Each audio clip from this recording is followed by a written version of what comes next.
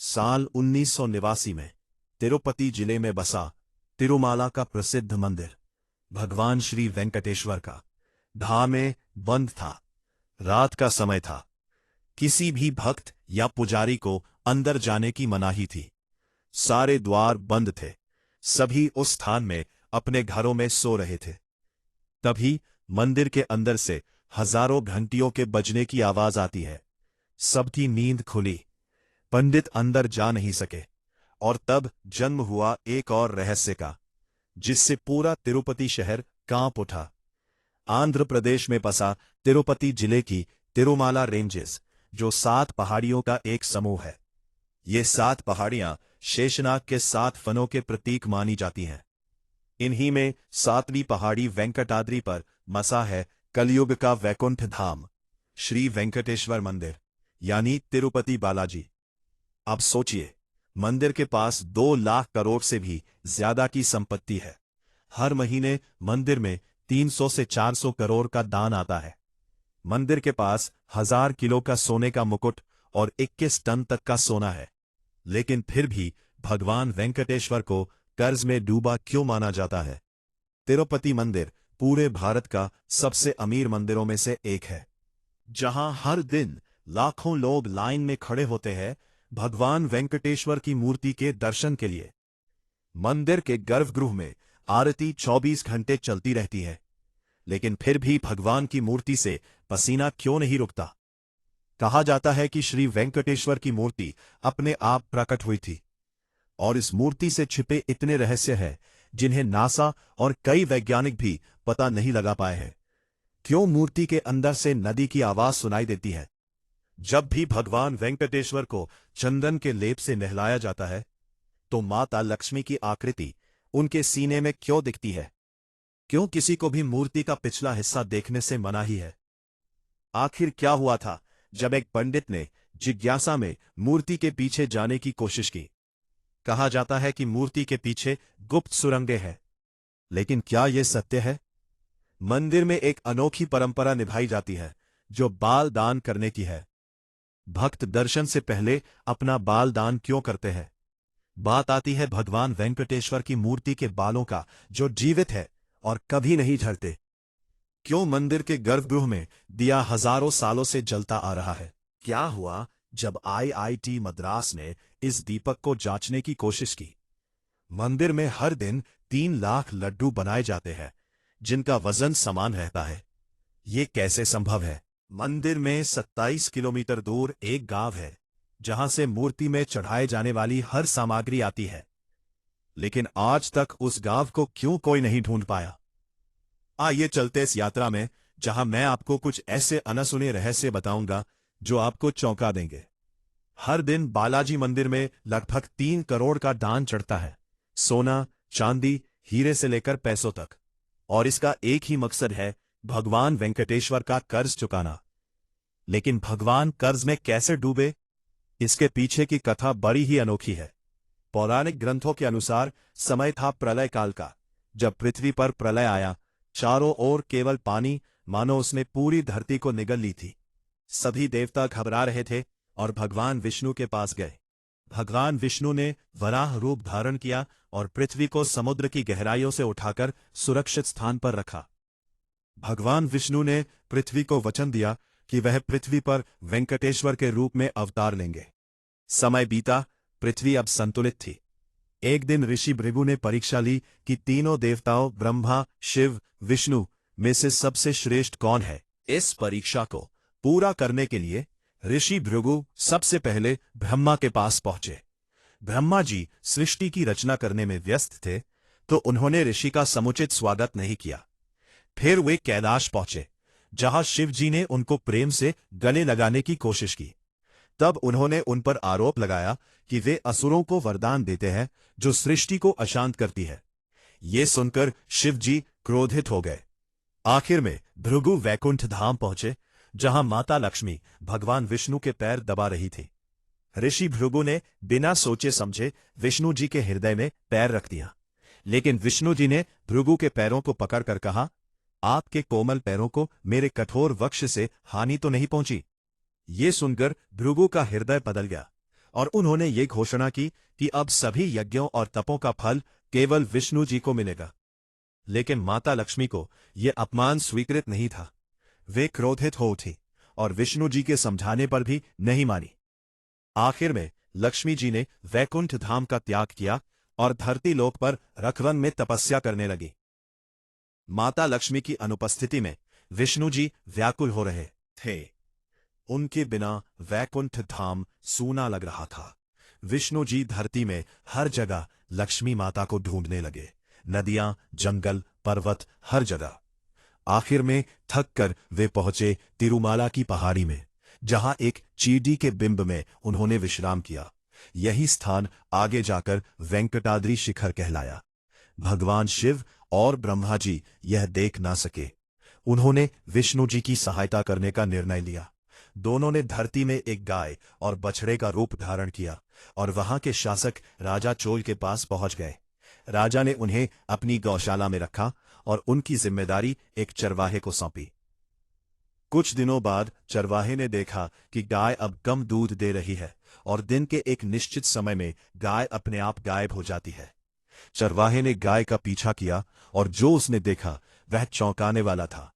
गाय एक चींटी के बिंब में जाती और अपना सारा दूध दे देती। जैसे ही चरवाहा उस बिंब के पीछे गया, उसने देखा कि स्वयं भगवान विष्णु दूध को पी रहे हैं। चरवाहा क्रोधित हो उठा और उसने तुरंत कुल्हाड़ी उठाई और गाय पर वार करने लगा।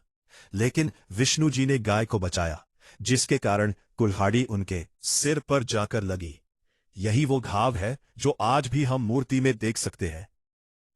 विष्णु जी अब क्रोधित थे और उन्होंने उस चरवाहे का वध कर दिया। जब यह बात राजा को पता चली, तब वो तुरंत वहां पहुंचे। विष्णु जी ने उन्हें भी श्राप दिया कि वे अपना बचा हुआ जीवन एक असुर की भांति व्यतीत करेंगे। लेकिन शांत होने के बाद उन्होंने कहा, अगले जन्म में तुम आकाश राज कहलाओगे और तुम्हारी एक कन्या होगी जिसका विवाह स्वयं मैं करूंगा। समय बीता। अगले जन्म में वो राजा आकाश राज बने। उनके घर एक दिव्य कन्या का जन्म हुआ, पद्मावती। उसी तरफ विष्णु जी ने वकुला देवी के घर श्रीनिवास के रूप में जन्म लिया। श्रीनिवास एक गरीब परिवार से थे और पद्मावती राजा की बेटी। एक दिन पद्मावती पर वन में हाथियों के झुंड ने हमला कर दिया। श्रीनिवास ने पद्मावती को बचाकर उसका दिल जीत लिया। दोनों ने ही उसी समय एक दूसरे को मन से स्वीकार कर लिया। जब पद्मावती के विवाह की बात आई तो आकाश राज नहीं मान रहे थे। लेकिन एक रात उन्हें विष्णु जी स्वप्न में दर्शन दिए और अपने वरदान को याद दिलाया। तभी आकाश राज ने विवाह की सहमति दे दी। भव्य था। तिरुमाला उस समय फूलों से सजी थी। खुशबू, संगीत चारों ओर गूंज रहा था। आकाश राज ने पूरे नगर को दीपक से सजाया था। देवताओं को भी निमंत्रण भेजा गया था। जब बारात पहुंची तो नगरवासियों ने बड़े सम्मान से उनका स्वागत किया। श्रीनिवास राजसी वस्त्रों में सजे थे और उनके तेज से लोग मंत्रमुग्ध हो रहे थे। पद्मावती भी दुल्हन के रूप में अलौकिक चमक बिखेर रही थी, जैसे स्वयं लक्ष्मी जी ने उनके रूप में पृथ्वी पर अवतार लिया हो। किंतु उस समय एक परंपरा थी कि हर विवाह में वर पक्ष वधू पक्ष को धन देता है। लेकिन श्रीनिवास के पास इतना धन नहीं था कि वे विवाह का खर्च उठा सके। उन्होंने ध्यान लगाया, ब्रह्मा जी और शिव जी से सहायता मांगी। उन्होंने श्रीनिवास को एक उपाय बताया कि सीधे धन के देवता कुबेर से सहायता मांगे। श्रीनिवास धन के देवता कुबेर के पास पहुंचे और उनसे सहायता की प्रार्थना की। कुबेर ने उन्हें ऋण देने की सहमति दी, लेकिन एक शर्त रखी। उन्होंने कहा, हे वेंकटेश्वर, मैं आपको यह ऋण देता हूं, किंतु आपको प्रतिज्ञा करनी होगी कि आप यह ऋण पूरी तरह चुकाएंगे और ऋण चुकाने का समय सीमित नहीं होगा। आपके भक्त युगों युगों तक आपकी सहायता के लिए दान अर्पित करेंगे। कलियुग की समाप्ति तक यह ऋण पूरा होना चाहिए। श्रीनिवास ने यह शर्त स्वीकार की और यहीं से जन्म हुआ भगवान वेंकटेश्वर और भक्तों के बीच एक विशेष बंधन का। यही कारण है कि हर भक्त बालाजी में जाता है और दान के रूप में धन, सोना, चांदी चढ़ाता है अपनी इच्छा अनुसार। यही कारण है कि तिरुपति में भगवान वेंकटेश्वर के पास इतना धन होने के बावजूद उन्हें ऋण का देवता कहा जाता है। कुबेर के धन से विवाह भव्य हुआ। सारे देवता अपना आशीर्वाद दे रहे थे। स्वयं आकाशराज को यह अनुभव हो चुका था कि उन्होंने अपनी पुत्री पद्मावती का विवाह भगवान विष्णु से करवाया है। लेकिन जैसे ही यह बात माता लक्ष्मी को पता चली, वे क्रोधित हो उठी कि कैसे उनके प्रिय स्वामी किसी और स्त्री से विवाह कर सकते हैं। विवाह संपन्न हो चुका था और माता लक्ष्मी अब श्रीनिवास के सामने आई और उनसे सवाल किया, क्या यह सत्य है कि उन्होंने किसी और स्त्री से विवाह किया है? सत्य को नकारा नहीं जा सकता था। सत्य सुनकर माता लक्ष्मी क्रोधित हो गईं और पद्मावती और लक्ष्मी के बीच विवाद शुरू हो गया। यह तकरार देखकर उन्होंने अपने आप को एक मूर्ति के रूप में बदल दिया। यही वो दिव्य मूर्ति है जो आज भी तिरुपति बालाजी में स्थापित है। माना जाता है कि पश्चाताप करने के लिए पद्मावती और माता लक्ष्मी दोनों ने अपने आप को इस मूर्ति में समा लिया।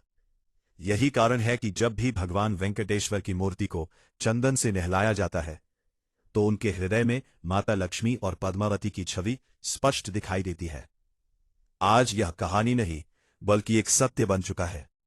इस कथा के कारण आज तिरुपति बालाजी को कलियुग का वैकुंठ कहा जाता है, जहां स्वयं भगवान विष्णु वेंकटेश्वर के रूप में विराजमान है और लाखों भक्तों का विश्वास है कि मूर्ति जीवित है। गर्भगृह में मूर्ति के पास कभी न खत्म होने वाली ऊष्मा रहती है। चाहे ऐसी लगे हो, परंतु मूर्ति से पसीना बहता ही है। मूर्ति के भीतर से समुद्र की लहरों जैसी ध्वनियां सुनाई देती है, जिन्हें भक्त ईश्वर की श्वास मानते हैं। अब इस कथा से आगे बढ़ते हैं और बात करते हैं स्वयंभू मूर्ति की, यानी ऐसी मूर्ति जिसे किसी कारीगर ने नहीं बनाया, वो अपने आप प्रकट हुई है। कथा के माध्यम से हमें ये तो पता चल गया कि कैसे भगवान विष्णु ने अपने आप को एक मूर्ति में बदल दिया। लेकिन क्या आप जानते हैं कि मूर्ति के मस्तक में अभी भी जीवित बाल है, जो ना ही बढ़ते हैं और ना ही झड़ते हैं। प्रतिमा की बनावट साधारण नहीं है। इसकी चित्रकला, आकृतियां और दिव्य तेज सब असली मानव जैसा है, जिसे सामने से देखने में जीवित मूर्ति लगती है। नासा और आईआईटी मद्रास जैसे बड़े बड़े संस्थानों ने मूर्ति को परखा है, जिससे ये निष्कर्ष निकाला कि मूर्ति किसी खास पत्थर की है, जो समय समय पर रेडियो एक्टिव एनर्जी वेव्स निकालती रहती है, जिसके कारण ये मूर्ति जीवित लगती है। अब जरा सोचिए, अगर ये मूर्ति किसी ने बनाई होती तो कैसे इतने हजारों वर्षों तक इस मूर्ति से रेडियो एक्टिव वेव्स निकल रही है। इससे यह बात सिद्ध होती है कि मूर्ति को किसी ने नहीं बनाया है। मूर्ति की एक और अनोखी बात है उससे पसीना बहना। मंदिर के गर्भगृह में एसी 24 घंटे चलते रहते हैं। गर्भगृह का तापमान 20 डिग्री सेल्सियस मेंटेन रहता है। तो फिर कैसे मूर्ति से पसीना बहता रहता है, जिसे पंडित थोड़ी थोड़ी देर में पहुंचते रहते हैं? अगर हम धर्म और भक्ति की दृष्टि से देखें तो भगवान वेंकटेश्वर के शरीर के अंदर अपार ऊर्जा भरी हुई है, जिसे शांत करना इंसानों के लिए संभव नहीं है। यही कारण है भगवान की मूर्ति से लगातार पसीने बहने का। आईआईटी मद्रास के रिसर्चर्स ने पाया कि मूर्ति रेडियो एक्टिव एलिमेंट्स जैसे यूरेनियम और थोरियम से बनी है, जो लगातार एनर्जी एमिट करती रहती है। ये लगातार गर्मी उत्पन्न कर सकते हैं। जब मूर्ति पर चंदन या पानी डाला जाता है तो ये गर्मी नमी में बदल जाती है। यही कारण है कि वह हमेशा नमी से भरी रहती है। परंतु ये व्याख्या भी पूर्ण नहीं है, क्योंकि इतनी अधिक मात्रा में ऊर्जा निकलना किसी साधारण प्रतिमा में संभव नहीं माना जाता। हर हफ्ते गुरुवार को भगवान वेंकटेश्वर की मूर्ति को चंदन, दूध और पवित्र जल से नहलाया जाता है। यही से आता है उनका अगला रहस्य। भक्त और पुजारी इस समय स्पष्ट देखते हैं कि मूर्ति के हृदय में माता लक्ष्मी की छवि प्रकट होती है, और यह छवि उसी घटना से जुड़ी है जो मैंने आपको कथा में बताई थी। विज्ञान इसे समझने में असमर्थ है। वह इसे सरफेस क्रिस्टलाइजेशन इफेक्ट कहते हैं। उनका मानना है कि जब मूर्ति पर कोई तरल पदार्थ डाल दिया जाता है तब कुछ खनिज एक पैटर्न बनाते हैं, लेकिन यह बात पूरी तरह सही नहीं है।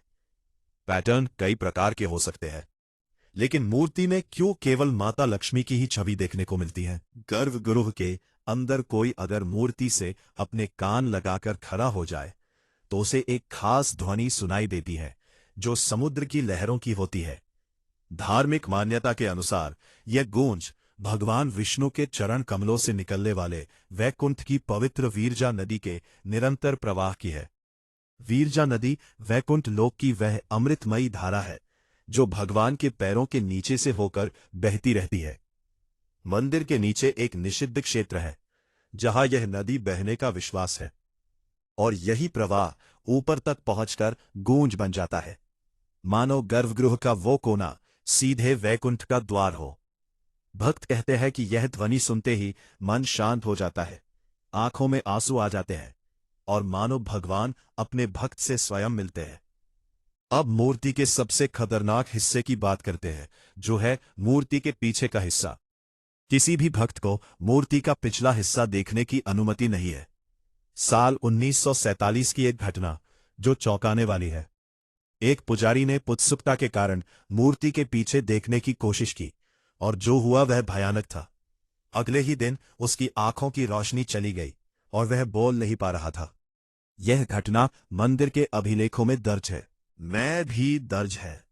लेकिन इससे भी रहस्यमयी बात है गर्भगृह में छुपे हुए गुप्त सुरंगों का।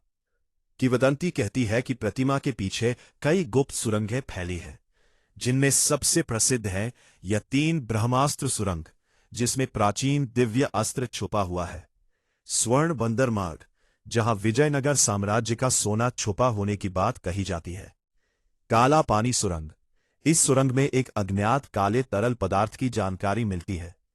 कहा जाता है कि 2001 में जब इसे टेस्ट करने के लिए एक सैंपल लिया गया था तो लैब टेक्नीशियन की आंखों की रोशनी चली गई। अब बात आती है मंदिर के रहस्यमयी दीपक की, जो हजारों सालों से बिना बत्ती और तेल के जल रहा है। लेकिन यह कैसे संभव है? और सबसे बड़ा सवाल, किसने इस दीपक को जलाया?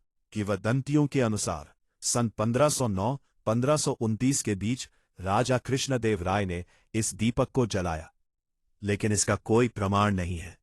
धार्मिक मान्यता है कि यही दीपक भगवान की अखंड ज्योति का प्रतीक है और जब कलियुग का अंत होगा तब यह दीपक बुझेगा। अब वैज्ञानिक दृष्टिकोण देखें। 2017 में DRDO और IIT मद्रास के विशेषज्ञों ने इसकी जांच की।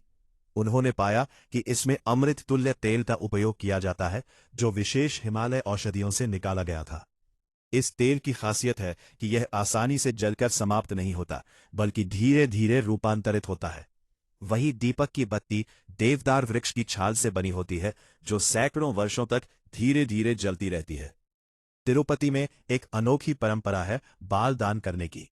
जो भी भक्त यहां दर्शन के लिए आता है, चाहे वो पुरुष हो या महिला, दर्शन से पहले बाल दान करता है। यह परंपरा उस कतरा से जुड़ी है जब चरवाहे ने भगवान विष्णु पर प्रहार किया तो उनके सिर में चोट आई, जिससे उनके बाल कट गए। उस समय तुरंत गंधर्व नीला देवी प्रसन्न ने अपने बालों को काटकर भगवान को अर्पित कर दिया। विष्णु जी इससे प्रसन्न होकर बोले, जो भी श्रद्धा से अपने बाल मुझे दान देगा उसकी मनोकामना जरूर पूरी होगी। हर साल मंदिर में 4 करोड़ से भी ज्यादा का केश दान होता है, जिसे एकत्र करके साफ किया जाता है। इसे इंटरनेशनल मार्केट में बेच दिया जाता है, जिससे हर साल मंदिर लाखों करोड़ रुपए जमा करता है, जो धन मंदिर के अन्नदान, गरीबों के इलाज और शिक्षा में खर्च होते हैं। तिरुपति मंदिर के लड्डू पूरी दुनिया में फेमस है। हर दिन यहां 3 से 4 लाख लड्डू बनाए जाते हैं। ये लड्डू बड़े होते हैं, जिनका आकार और स्वाद समान होता है। एक मशीन भी ये करने में असमर्थ है। इस लड्डू से जुड़ी एक प्रसिद्ध कथा है। कहते हैं कि जब तिरुपति मंदिर को बनाया गया तब भगवान के प्रसाद को लेकर पंडित सोच में पड़ गए कि क्या चढ़ाया जाए। उसी समय एक वृद्धा महिला मंदिर में लड्डू की थाली लेकर आती है और पंडित उस लड्डू को चढ़ाते हैं। और जब उन्होंने खुद प्रसाद को खाकर देखा तो वे सभी चौंक गए कि एक लड्डू का स्वाद इतना दिव्य कैसे हो सकता है। अगले दिन पंडितों ने उस महिला से लड्डू बनाने की विधि सीखी और अचानक वह महिला गायब हो गई। कहते हैं कि वे स्वयं माता लक्ष्मी थीं, जिन्होंने ये लड्डू की विधि बताई। आइए अब तिरुपति मंदिर की असीम संपत्ति के बारे में बात करते हैं। मंदिर की संपत्तियों का आकलन करना आसान नहीं है। हर महीने लाखों लोग दर्शन के लिए आते हैं और अपनी श्रद्धा से धन, सोना या चांदी दान करते हैं। हर महीने मंदिर में 300 से 400 करोड़ का दान आता है, जिससे मंदिर की वार्षिक आय 5,000 से 6,000 करोड़ पहुंच जाती है। यह राशि बहुत अधिक है। कई राज्यों के वार्षिक बजट भी इसके आसपास नहीं आते। लेकिन मंदिर की कमाई सिर्फ नकद पैसे तक नहीं रुकती। भक्त अक्सर सोना, चांदी, हीरे मोती और कीमती धातुएं भी चढ़ाते हैं। आज मंदिर के खजाने में लगभग 21 टन सोना रखा हुआ है। इसमें सबसे खास है भगवान वेंकटेश्वर का सोने का मुकुट, जो अकेला ही 1000 किलो सोने से बना है। इसके साथ मंदिर के पास सोने के कवच, हार, कंगन और अनगिनत गहने भी है। इतना ही नहीं, जमीन के मामले में भी मंदिर के पास 43,000 एकड़ से ज्यादा खेत खलिहान है, जो दक्षिण भारत के अलग अलग इलाकों में बिखरे हुए हैं। भक्तों की आस्था का एक नमूना साल 2022 में दिखा, जब एक भक्त ने खुद 1000 किलो सोना मंदिर को दे दिया। ये दुनिया के किसी भी धार्मिक जगह पर एक ही दिन में मिला सबसे बड़ा उपहार माना जाता है। ऐसे किस्से साबित करते हैं कि भगवान वेंकटेश्वर की शक्ति और मंदिर की प्रसिद्धि कितनी बड़ी है। इतनी बड़ी संपत्ति को सुरक्षित रखना ही अपने आप में एक बड़ी बात है। यह एक चुनौती से कम नहीं, और इसलिए मंदिर प्रशासन ने इसके लिए एक विशेष व्यवस्था की है। टीटीडी यानी तिरुमाला तिरुपति देवस्थानम ट्रस्ट द्वारा किया जाता है। यह ट्रस्ट मंदिर की सुरक्षा और सारे प्रबंधों के लिए जिम्मेदार है। मंदिर की सबसे मूल्यवान संपदा को भूमिगत वॉल्ट में रखा गया है। यह वॉल्ट इतना सुरक्षित है कि इसे आरबीआई यानी रिजर्व बैंक ऑफ इंडिया के बराबर माना जाता है। इस वॉल्ट को खोलने के लिए 3 अधिकारियों के फिंगरप्रिंट की जरूरत होती है। इस तरह यह सुनिश्चित किया जाता है कि मंदिर की संपत्ति गलत हाथों में ना जाए, सुरक्षित रहे। अब सबसे जरूरी बात यहां आती है कि मंदिर इतने ज्यादा पैसों का क्या करता है। क्या सोना केवल तहखानों में पड़ा रहता है? तिरुपति मंदिर में हर भक्त के लिए फ्री खाने रहने की व्यवस्था है। हर दिन लगभग 3 से 4 लाख लोगों को भोजन कराया जाता है, और वह भी फ्री। इसमें करोड़ों रुपए लग जाते हैं, और यह सेवा पूरे साल के हर दिन चलती है। इसके अलावा मंदिर ने शिक्षा और स्वास्थ्य के क्षेत्र में भी अपना बड़ा योगदान दिया है। मंदिर 300 से भी ज्यादा स्कूल और कॉलेज चलाता है, जिसमें बच्चे निःशुल्क पढ़ते हैं और खाने रहने की व्यवस्था भी होती है। लेकिन इन सभी कामों में तो लाखों करोड़ लग जाते होंगे, तो मंदिर का पैसा तो खत्म हो जाएगा। कई लोग ऐसे सोचेंगे, लेकिन मंदिर का पैसा कम नहीं, हमेशा बढ़ते ही जाएगा। ऐसा इसलिए क्योंकि मंदिर पैसों को निवेश करता है। मंदिर ने लगभग 12,000 करोड़ तो फिक्स डिपॉजिट ही कराए हैं, जिससे हर साल लगभग 800 से 900 करोड़ तो ब्याज आता है। इसके अलावा 10,000 करोड़ अलग अलग कंपनियों और शेयर मार्केट में इन्वेस्ट किया गया है। यही कारण है कि मंदिर केवल दान पर निर्भर नहीं है। तिरुपति मंदिर वैज्ञानिकों को रिसर्च करने में भी मदद करता है। 2018 में आईआईटी मद्रास ने मंदिर की संरचना का अध्ययन किया। उन्होंने यह पाया कि मंदिर के पत्थरों के बीच केवल 0.2 इंच का गैप है। इतनी सटीकता से किसी भी इमारत को बनाना आज की एडवांस लेजर तकनीक से भी मुश्किल है। तो उस समय पर कैसे यह मंदिर बना होगा बिना एडवांस तकनीक के? 2020 में नासा ने प्रोजेक्ट गरुड़ नाम से एक रिसर्च शुरू की। कुछ लीक रिपोर्ट्स के अनुसार मंदिर में कुछ ऐसे खनिज पाए गए हैं जो अंतरिक्ष के उल्कापिंडों में पाए जाते हैं। हर दिन लगभग 3 बार एक अजीब ध्वनि आती है जो ओम के समान होती है। सबसे चौंकाने वाली बात यह है कि मंदिर के नीचे अज्ञात ऊर्जा का स्रोत पाया गया, जो हर साल अपनी ऊर्जा को बढ़ा रहा है। और अगर ऐसे ही चला तो 2035 तक एक विशाल चुंबकीय तूफान आएगा, जिसका प्रभाव पूरे विश्व पर पड़ेगा। ये रिपोर्ट इतनी डराने वाली थी कि नासा ने पहले इसे पब्लिक करने से रोक दिया था। इसके अलावा मंदिर के अंदर अचानक इलेक्ट्रॉनिक डिवाइस काम करना बंद कर देते हैं। मंदिर के अंदर किसी भी इलेक्ट्रॉनिक डिवाइस को ले जाना वर्जित है। मंदिर में सहजता बनाए रखने के लिए भक्त दर्शन से पहले अपने मोबाइल और सभी इलेक्ट्रॉनिक डिवाइस एक स्थान पर जमा करते हैं। ग्रंथों के अनुसार ये मंदिर कलयुग के अंत में एक दिव्य संकेत देगा। वेंकटाद्रि पर्वत से एक दिव्य प्रकाश निकलेगा और भगवान वेंकटेश्वर की मूर्ति अपना रूप बदलेगी। तिरुपति बालाजी की पहचान केवल सोने चांदी से सजे मंदिर की नहीं है। यह मंदिर हर भक्त के लिए कलयुग का वैकुंठ है। यहाँ आस्था और विज्ञान दोनों नतमस्तक हो जाते हैं।